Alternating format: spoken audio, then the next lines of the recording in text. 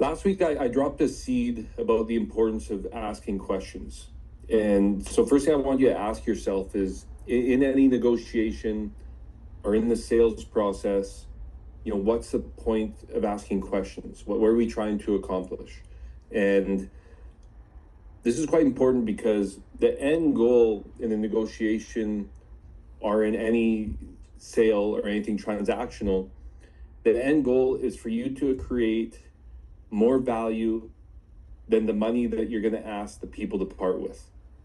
Okay, whether that's an individual, whether that's a company, whether that's a group of people, what you're trying to establish is a higher measurable valuable, like a relevant value to the client or to the company or to the person you're dealing with. Okay, that's higher than the money that they're going to need to part ways with. Okay, so when you're asking questions, what my goal is, at least when I ask questions, it's not to ever just find out information for fun. Okay, I have purpose behind every single one of my questions I will ask somebody. I use questions to shift their mental state, because a lot of the purchasing the clients are going to make or the decisions they will make are emotion based.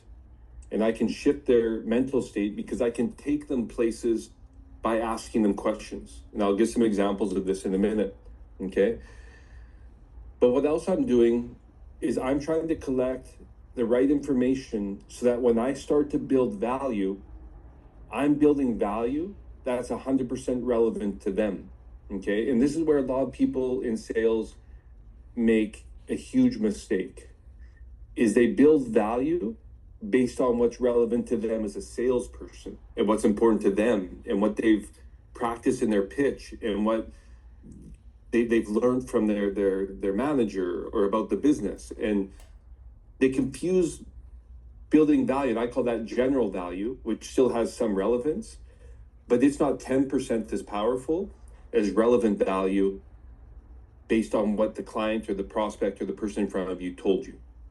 Okay, I'm not sure if that makes a lot of sense, but we'll get into it. Okay, so I like to ask enough questions that I have everything mapped out in my head on how the deal is going to go down or how the negotiation is going to go before I go into my pitch.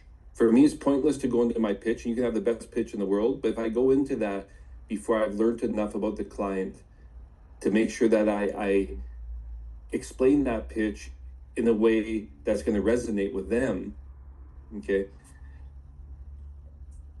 in order to do that, I need to have asked the questions that give me the information to do so properly. So the questions I would ask, like, somebody unmute and just tell me what business that you're in. And it can't be the Vedanta business because that's too easy for me.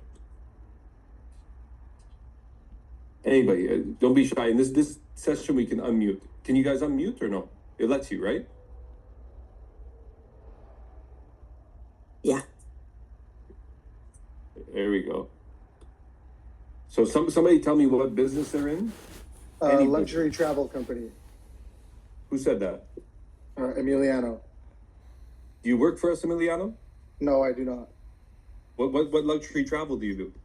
It's called Luxury Travel MX. It's just a small company. I'm originally from Puerto Vallarta, so I rent out villas to Canadians. Amazing. So sometimes you're doing meetings by Zoom, trying to rent like a luxury villa to somebody, I assume? Yes. Okay. So like a question I would ask somebody looking to rent a luxury villa, and they're trying to decide to rent it from you, or maybe if they should be going on Airbnb, or maybe just going to the Four Seasons, and you want them to rent with you, right? Yes, correct. Okay. So I would ask clients like that, besides like obvious questions about, what travels they've done, how their family is, obviously getting into a situation where I've warmed them up, but I'm going to bring that client's head and heart to a very warm spot, because I'll ask them, like, first of all, I'll say, listen, I believe I have some of the perfect product for you, but I'm not 100% sure. So before I even go into offering you what I think would suit you and your family, do me a favor. Let's take just 3 minutes and walk me through what this dream vacation would look like for you guys if it went absolutely perfect. How would that look from when you arrive until when you leave? and I would let them talk. And what are some of the things that they're going to talk about? What do you think they would tell you, Emilio, about their perfect trip? Oh yeah, they would talk about, when they get to the airport, they want to make sure that somebody's there to pick them up and take them here. It's all about making it super personal and cater to what it is that they want to do. Sure, I'm hoping that if I let them talk freely, they're going to talk about, they'll be like, we want to get there and everything be, flawless and organized, and somebody standing there with our name on a sign. And like, you know what, we love the food down there. And we really look forward to having some of the best meals. And we love sunsets. And, some of the sunsets that we've heard about in Puerto Vallarta are amazing.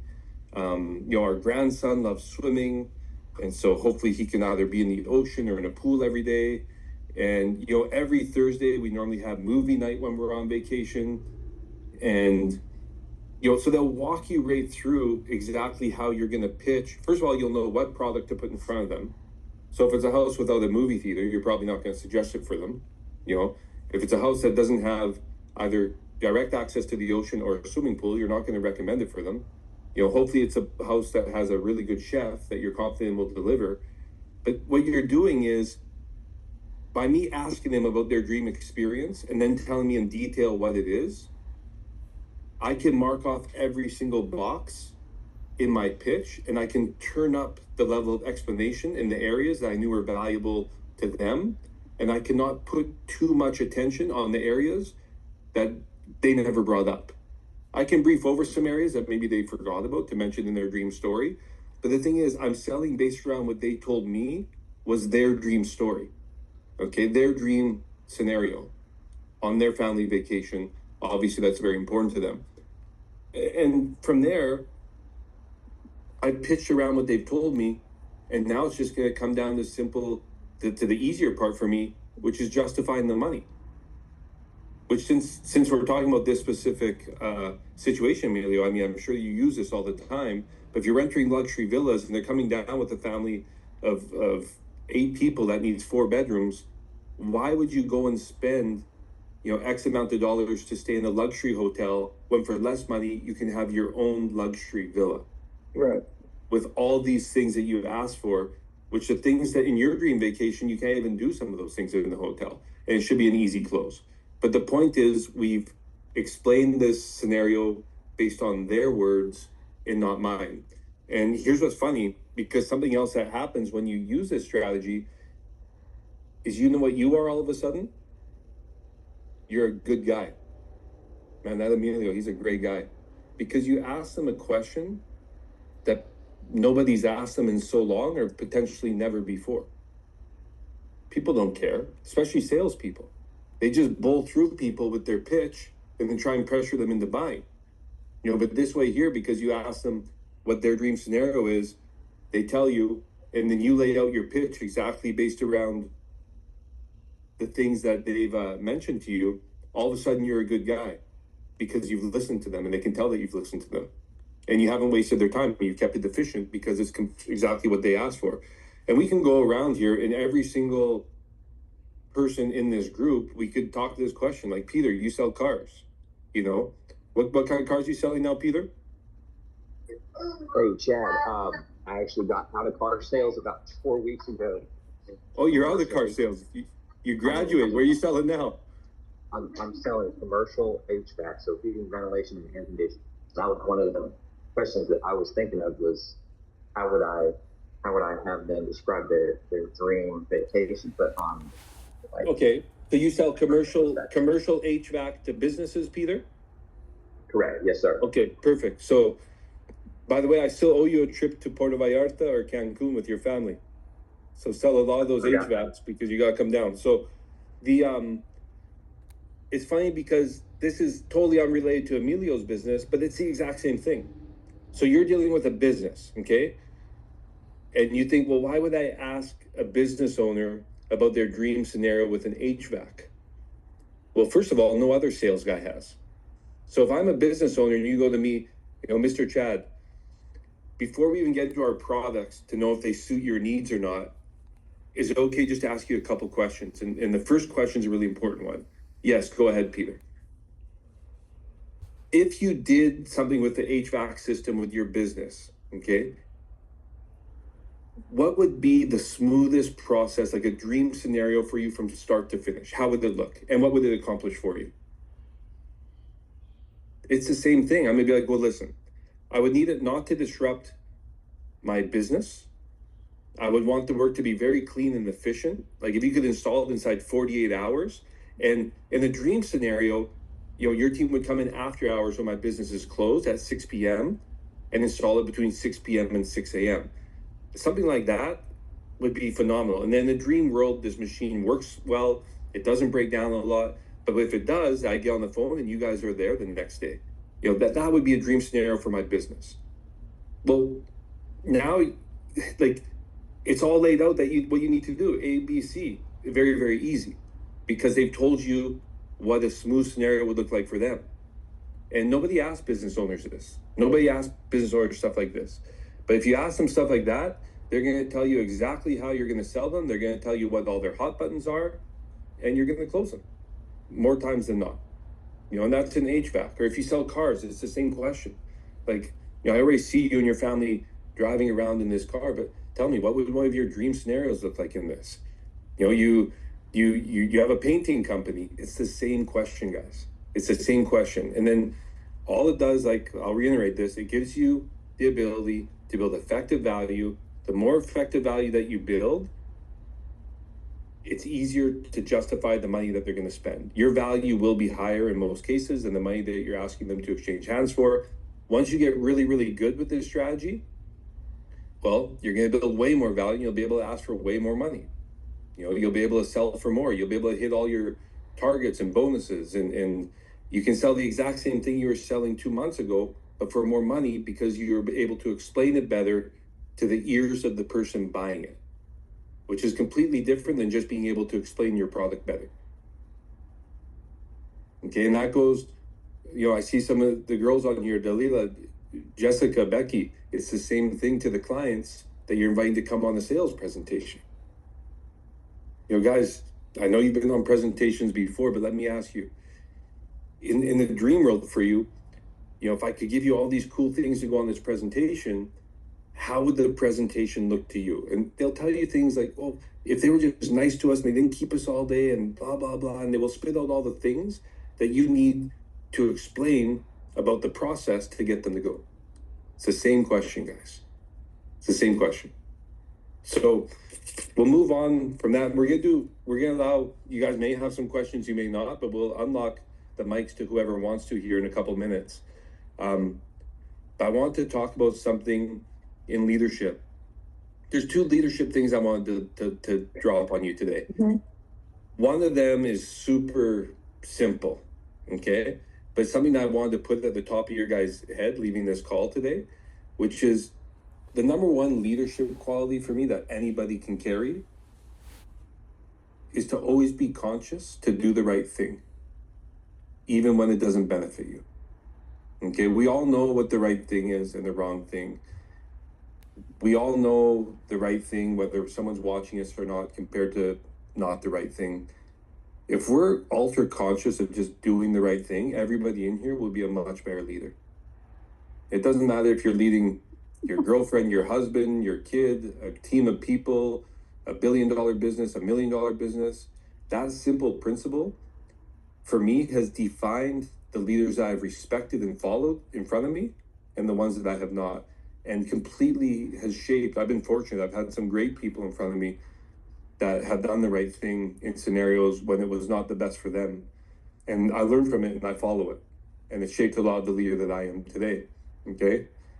Then the second leadership tip I wanted to leave you with was, this one's very simple, but it's very hard to do. Okay. Because a lot of us operate in hectic situations, hectic environments, and it's easy to be short with people. We have a lot of the frustrating situations. Anybody had a frustrated situation in front of them in the past week? Probably everybody. Not Peter, because he quit and started a new job, so everything's still exciting for him. Okay, but being ultra conscious and making sure that everybody leaves the interactions they have with you better off than when the interaction started, no matter what the scenario is. Great advice. It sounds simple, but it's very difficult. Because what if you're a leader that has a team under you and you have to reprimand somebody? Okay, what if you have a disagreement with your significant other and there's something you don't agree with? To have a conversation with somebody where it's not always starting pleasant. You know, you have to give somebody something that they need to correct, or maybe you have to give somebody trouble or whatever it may be, to be able to make sure that everyone leaves their interactions with you better off than when they started. Because all that matters at the end of the day is how people feel. So to be conscious that every person that you're going to come in contact with leaves that interaction better off than when they started it is a super hard thing to do. But the people that can master that and have that happen a high percentage of the time in their interactions, those people become the absolute best leaders and build huge companies and run big businesses. That's what happens, because nobody's going to follow somebody that half the time when you interact with them, you feel like shit. Nobody's going to follow that person. So maybe they'll be in a leadership role or a powerful role by default, or maybe they will lead people by fear, which will lead to like a super low production performance levels. But people that can learn that whenever they interact with somebody, no matter what the conversation's about, if their goal on those conversations is that by the end of this conversation, the person in front of me is going to leave in a better space than when I found them, those people run the world. Those are the few people, those are the 1% of the people that the 99% of the people end up following. So I encourage you guys, I'll leave this session on that note, because if you can just take that one thing of any of the sessions that we'll have, it will reshape everything that you're doing. I promise you. So that's what I got for today. Okay. But if anybody has any questions, you may or may not, don't feel pressured to, but if anybody has any questions, you can go ahead, and I may not be right with what I tell you, but I'll tell you what I think.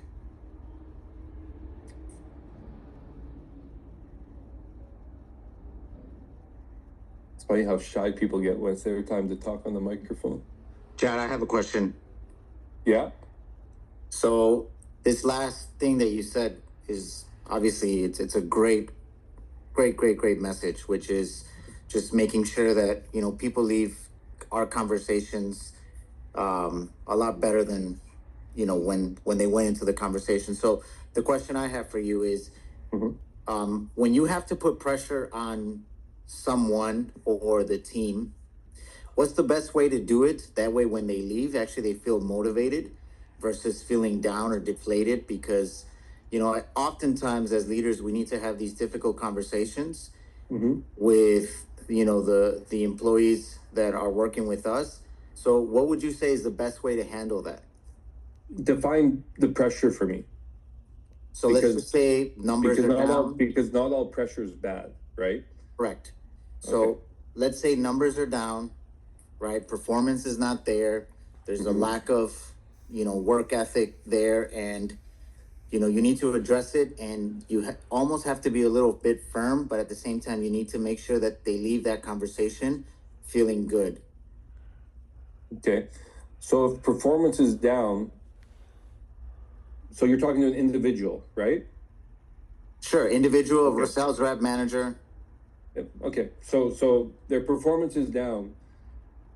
So say you're on a team of 500 people, or in your case, like 200, okay? Performance is down with that one person. How does that affect the company? To what degree? Well, to a certain degree, to whatever degree. But it affects it minimally, because they're one person, Yes. right? Compared to how does it affect them as an individual? Because their performance is down, right? So it's devastating as the individual. So for me, I would really approach that situation from such a stance of help, because you can turn their life around. You can reshape the career path they have. Like they're either gonna have low performance and eventually leave the company, or you're gonna turn around for them. They're gonna have high performance and they're gonna accelerate and grow through the company. So I can take that into a very personal conversation about where I see them a year from now, where I see them a year and a half from now. And you've seen me do this, Ricky. I always talk about where I see that person like 6 months from now, a year from now, 2 years from now. And I build up that expectation so that I leave the conversation in a place that we're going to work together on adjusting your performance. You have 100% of my support. We're going to do whatever it is that you need. I'm going to hear what they think that they need, whether it's right or not. I may hear them out. But at the end of the day, I'm going to leave with a game plan that we've worked on together, one that I'm going to support them with.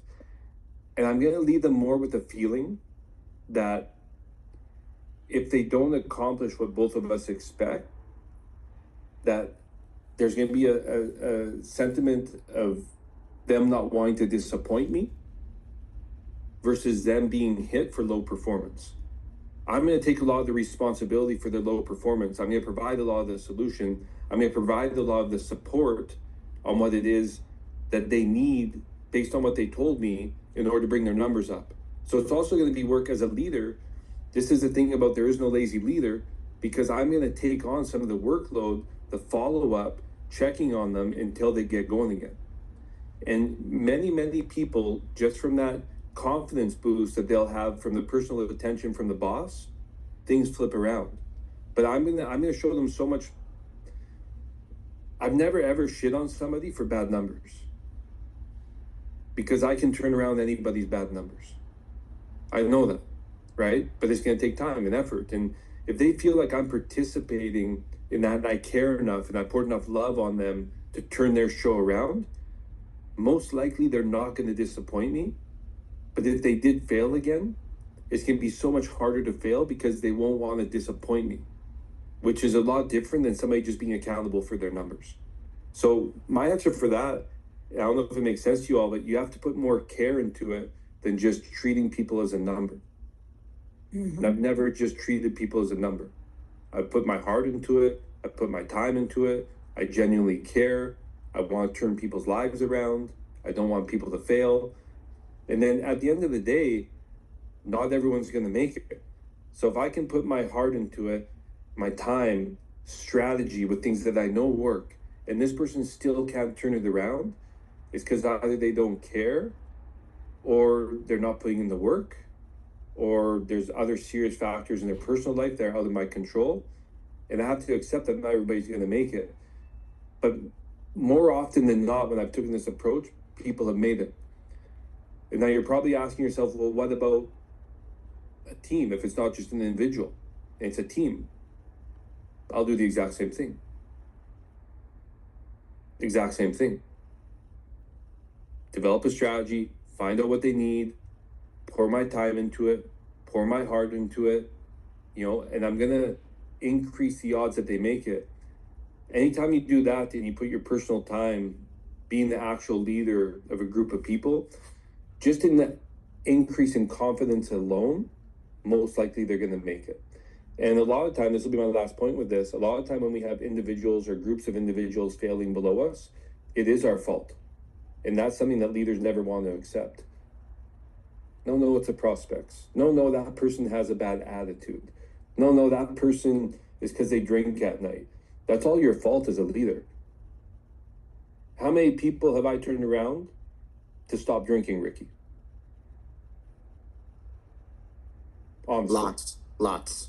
How many right now do we have in our organization right now, not drinking? We have 150 know, people not fucking drinking. And Exactly. we've surpassed last year's production month to date with less prospects, and we're up 30%. Is that a coincidence? So we have to take accountability as leaders. And when people aren't doing good, the first person that we need to look at is ourselves in the mirror. Mm-hmm. And with that, you'll be willing to put in the effort, because if they fail, you have to also be disappointed in yourself. That's the level of accountability that I like to take. It seemed to work okay. So I don't know if that answers your question, Ricky.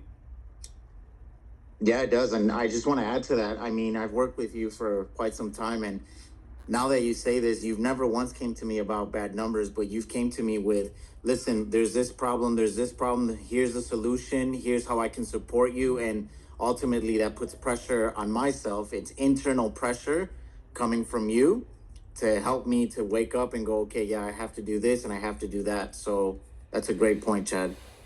There's a problem, there's a solution. Let's do it together. We'll pull the rope and we'll get it done. It tends to work more often than not in any industry. I use that also in some of my private businesses. It's the same thing. It's the same thing. But you have to actually care. That's if you're just a greedy person that's just in there for yourself and nothing else matters, well, then it won't work that way, really, right? So you have to also actually care, and that helps a lot. Thanks, Ricky, for being so brave as to turn on your microphone. I feel like a support group. Anybody else? We got time for a couple more if you want. Totally up to you. Hey, Chad, I got one. Yeah, what's up here? Hey, Oh, you put your hand up, Peter. That's sophisticated. yeah. And then we'll jump to you, Natasha. I didn't even realize that you could put your hand up on Zoom. So go ahead, Peter. Okay. So my question is, how do you protect your time from things that look or appear important, but they aren't really important? Okay, that's a good question. So how do you protect your time against things that appear important, but really aren't important? So you have to reverse engineer that, because in order for you to calculate that properly, you have to have really clearly defined goals and a vision, okay? And if you don't, that's the first step. So if your goals are super clear and your vision is super clear, it's going to be very easy to sort out, what is consuming your time versus what's using your time in an effective way. And then it just comes down to the decision on how bad you want to achieve your goal. And it will automatically cut out the things that appear important that really are not. And then that could be your goal, could be your family. I know you got a beautiful family, 4 kids, beautiful wife. Like 4 kids, right, Pierre? 4 or 3? I got 5, brother. 5, okay, Jesus, 5. Guys, 26-year-old, 5 kids, been busy. So you like, it may be your family, it may be your career, it may be your business, but whatever it is, it may be all the things mixed in. But to take the time, the most valuable thing you can do in your life, and the problem is people do this once a year, which is, for me, not very smart. Every 2 to 3 months, you need to really identify what your goals are, have them written down, and be crystal clear. If you do it once a year, if you do your goals once a year and I do mine every 3 months, I'm going to destroy you. Imagine how much faster I'm moving if I optimize my goals every 3 months and you're doing yours once a year.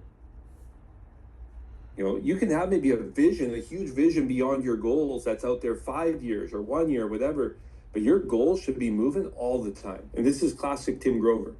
Okay, get a goal done, next, what's next, right? So your goals should be evolving. The faster you're growing, the more your goals will evolve. Okay, but always have your goals crystal clear, have your vision crystal clear. And Peter, that's automatically going to be your time management system. Automatically. It'll become like you don't even have to think about it, right? And for you guys with families, you're going to have to add in there on your goals, your family, in order to have that family balance. Family balance doesn't have to necessarily do with the amount of time. It has to do with the quality of the time that you spend with them. A lot of guys are like, no, I spend 3 hours a day with my kids, but they're watching football on their phone, not even paying attention. I'd rather have the family life where you got 45 minutes with your kids without a phone, without anything going on, just spending time with them, right? So get those goals clear, get the vision clear, have your game plan written down how you're going to do it, and it'll sort out any of the time-wasting things that may come up. I'm not sure if that hit home, Peter, or if that's exactly what you were looking for, but that's my advice. Natasha. I know you have a lot of experience with like high performers, and especially people who've been in. Can you say it again, Natasha? I can't hear you that good. Oh, can you hear me now?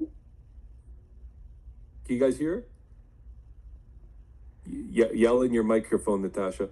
There you go. I took off my earpods. There you go. Can you hear me Okay. now? Okay, great. So I know that you have a lot of experience with like high performers and people who've been in like leadership positions. I want to say power position, not necessarily leadership positions for decades. And as you know, it's sometimes difficult to quote unquote pitch them a change in culture. So how would you approach or how do you currently approach a culture change in a place where things have been done the same way for many years?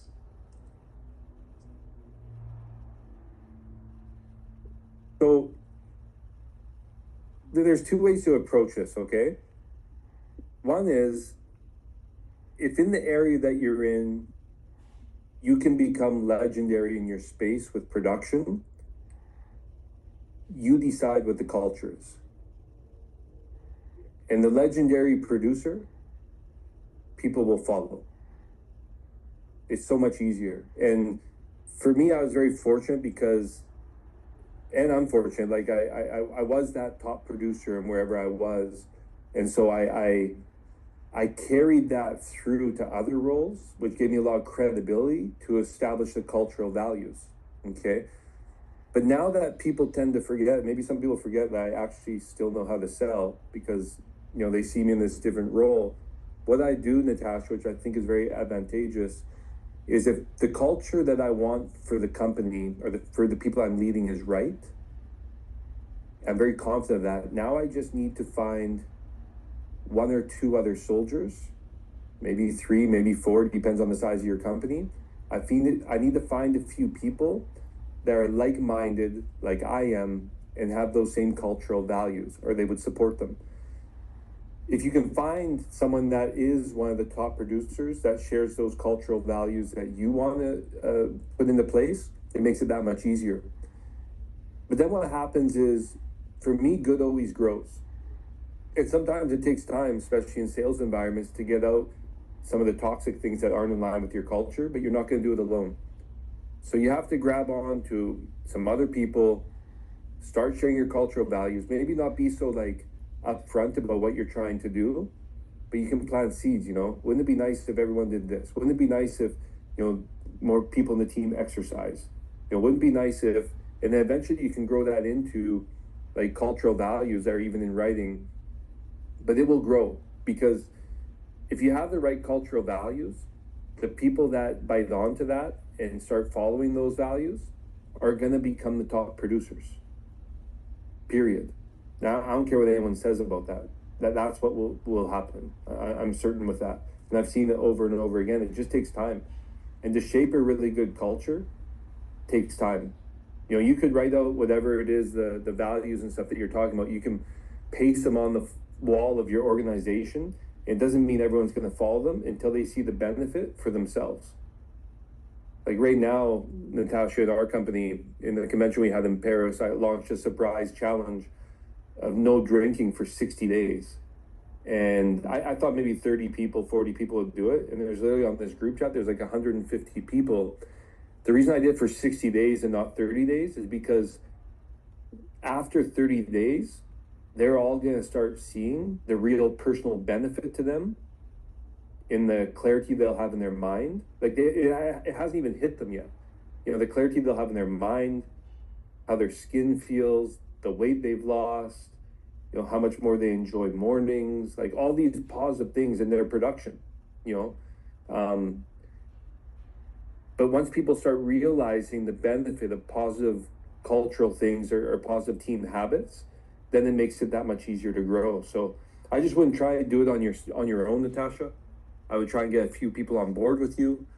And the more top people, whether it's top people positionally or top performers that are on board with you, and have them also participate in, you know, giving additions to what they think is important in your guys' culture, and then you build it out together.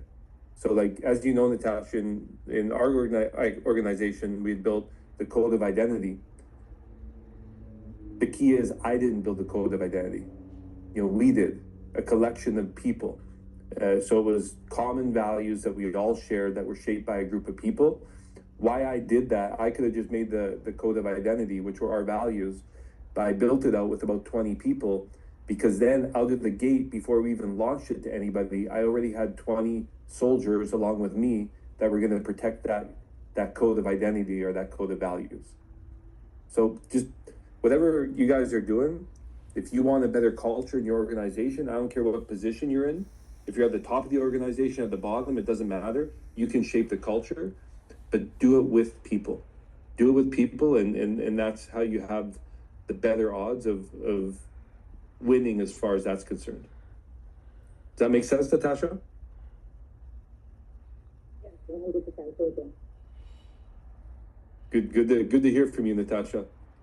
Natasha's brilliant, for those of you that don't know her. She's a power woman, a real one. Alex, Hi, Chad. how are you? Fantastic. Thank you for asking. So I have a question for you. Mm-hmm. I know you're leading a team of thousands of people. But I want to ask you a question. If you were in my position, leading a small but changing team with a $2 million target per month and aiming to reach 5 million plus, you might already answer these questions, but I want to know specifics. What will be the first 3 things that you will focus on to multiply results, but sustainable? Okay. So you want to double your production? Or triple? Yeah. Okay. So the first 3 things, I only got 3 things. Okay. So the first thing, I'd ask for more. And I would coach my team to ask for more. It's very simple, very effective. Everybody on this call could be asking for more. Everybody. And it's literally like, have we raised the bar this month, especially the past couple of weeks, Alex? Definitely. Okay. Yes. Just ask for more, bro. Ask Okay. for more. And now, how do I ask for more? Well, it goes back to the sales things I talked about when we started this call. Build relevant value. It's stronger value, which gives you the ability to ask for more. But often, just even not doing that, just doing exactly what everybody did in here today, you could have just asked for more and probably got it. Okay. You guys, you don't really think as salespeople or business owners, you don't really think that the last thing that you sold, that you got every single dollar that you could have got out of the transaction. You don't think that, do you? No. Because it's not true. You know, you can always get more, but when you're asking for lift like you're asking for, Alex, that's one of the things in the equation. Your team has to get used to asking for more. Okay. If Manny came over to your team right now, do you think he'd be comfortable asking for those small numbers that your team's asking for? No. No. Okay. No. So they have to start thinking like Manny, and you have to show them as their leader where the bar is, because the bar is not where they have it right now. So that one simple thing, I guarantee you, I'll take your 2 million monthly production up to 3 by doing that one simple thing. Okay. The second thing that I would do is I would make sure that I myself as their leader was learning 20 to 30 minutes a day. It's never been easier to learn. Okay, it's never been easier to learn. Like right now, I wanted to learn more about marketing the past few months, so I've been studying this guy, Russell Brunson. And what I did with Russell is he's one of the best marketers and online salespeople on the planet. He's freaking legendary. Anybody ever heard of Russell Brunson? Okay, those of you that haven't, he's ridiculous. And so I went on YouTube and I've watched every one of his videos. The guy has hundreds of videos, and I've watched every single one several times. Russell Brunson, Natasha. Russell Brunson. I've watched every single one of his videos 5 to 10 times. I've wrote down the key points on where I could use it in my business. And in 3 to 4 months, Alex, I'm now the marketing guru at the corporate office. I became a master or something that I was just less than average at 4 months ago, because I bid onto it. Now, my point is to this, Alex, you need to be learning sales, leadership, how to explain things, whatever it is, 20 to 30 minutes a day. And you need to have your team doing the exact same thing for 15 to 20 minutes. Interesting. Well, you want to double your production, right? So you Yes. you'll need some fancy course. All this stuff's online. Now I like also investing in courses. This is how I know all these guys, Andy Elliott, all these guys, because I paid to get with them, right? And actually, this guy Russell Brunson, I'm going to bring him to the big event we'll do at the resort on January 9th and 10th. So nobody knows that yet. We haven't announced it, but I'm bringing this guy so everybody can know him because he's the best in the world. He outsold Tony Robbins for a Tony Robbins event online. This guy's insane. Okay. Now the third thing that I would do, Alex. So the first thing is what? What did I say? Well, the first is ask for more, then Okay. learn at least 30 minutes a day. Okay. And ask the team also at least 15 minutes a day to learn something new, some more strategies. Now, how you can coach that is have them in the mornings. You guys come in and share what you learned the day before, if you want to keep people accountable. And now all of a sudden, everybody learned 500% more because they're hearing what the other person learned, right? Even if it's the same videos they were watching, they're hearing other people's take on those videos. And the last thing I would do is this. How many people, like hierarchy wise, are below the team that you have in your plaza? A How number many- of them, like How many managers are below you? I would say like maybe 5, 4. Okay, so 5, so then maybe 35 sales reps? Four. 4? Okay, so Oh, 4, no, so it's 20 less, sales because reps? it would be like maybe like 15. Yeah. Okay. 15. So start making it your mission to help them. Okay? The more you help them, the more you teach them, if you have things to share with them, the more your team's going to produce. And this is absolutely crazy, but it's very, very true. Spend some time with them, help them, bring them along with you. There's no growth for you if you don't bring people along with you. There isn't. Like for me to move up, if I hadn't helped breed Ricky to become a PD and Ian and Amit and these guys are me, if I didn't build those guys up, I would never move up because I'd be stuck in my position because who else is going to do my position? Nobody's ready. So as a real leader, your job is to take those 20 people that we just identified that like on the hierarchy of the business are technically below you, and you need to teach them, give them your time and help them. You do that, those 3 things, your team will be doing 4 million a month with the same prospects. Not complicated, very easy. It's just, it's that simple, it's that obvious list that nobody wants to do. That's great, Chad. Makes Okay. perfect sense. All right, buddy, we'll You take heard me from one. there. Oh, I think it froze. Did I freeze or did you? No, I don't know. I You think all of froze, us. okay. Yeah, Okay, I froze. Yeah, but yeah, no, it makes perfect sense. I hear everything. So perfect. it's definitely right, to have that concept of growing other people. That way we can grow. I mean, definitely. Thank Let's you. do that. Awesome. And all you guys on the call, I mentioned bringing Russell Brunson. Every year I do a huge event. This year I'm bringing Russell Brunson and 2 other brilliant people. We do the event in Nueva Vallarta. You're all invited, okay? I'll give you guys great entry passes and we'll get you super like affordable rooms right on the resort at Vedanta. And you guys are all welcome to come to the event, okay? People that work for the company are going to be there anyways, but even if you don't work for us, you're free to come on down. And it'll be better than any of these events that you go to in the States. Trust me. Okay, so we'll do one more question. And before that, guys, where'd he go? He disappeared. Oh, the guy that had his hand up, we lost him. Oh, hey, Chad.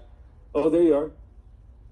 Sorry, I was just pulling into a parking lot here. So Ooh, yeah, there you are, brother. There. Hey, before you ask your question, guys, feel free. I know some of you last week, like you took screenshots of the Zoom, and you're like, I didn't know if I could upload or not on your social media.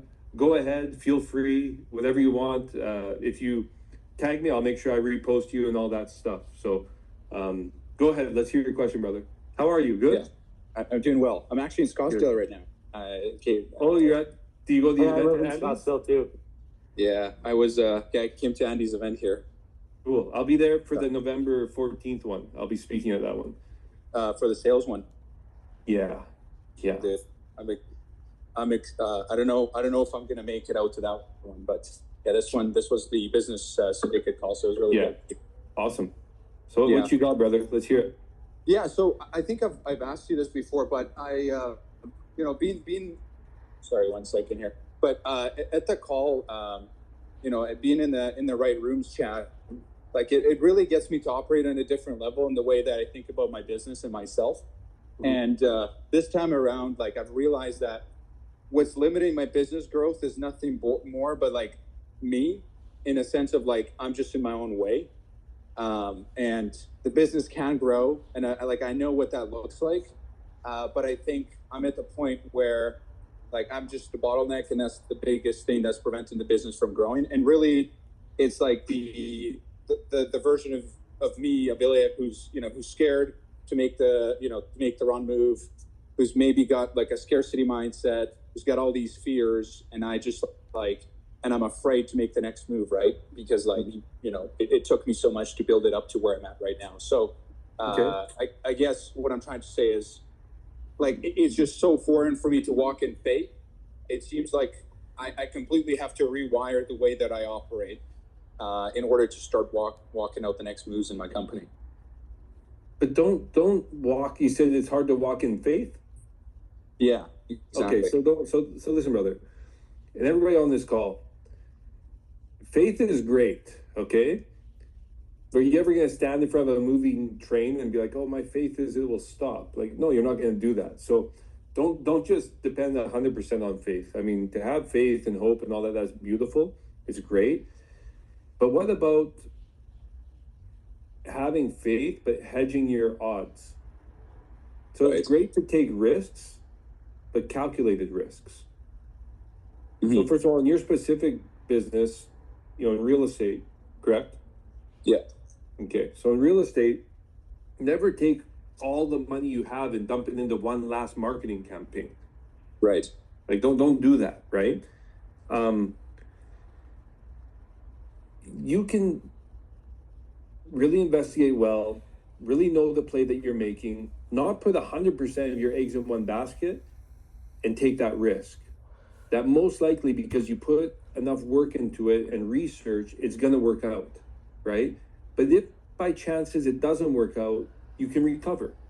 If you're not taking any risk and not willing to risk, in your case, some money into growth or hiring people to find leads, marketing, whatever it may be, if you're not willing to take those risks, you won't grow. All you're going to grow is as good as you can further develop your sales skills, but your company's not going to grow.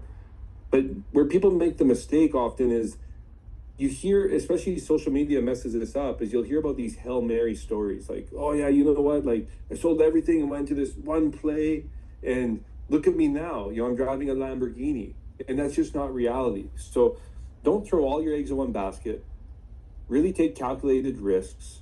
Do your research, know what you're getting into, but don't be scared to roll the dice. I rolled the dice in the resort business I work with the sales and marketing. I rolled the dice on something 3 weeks ago.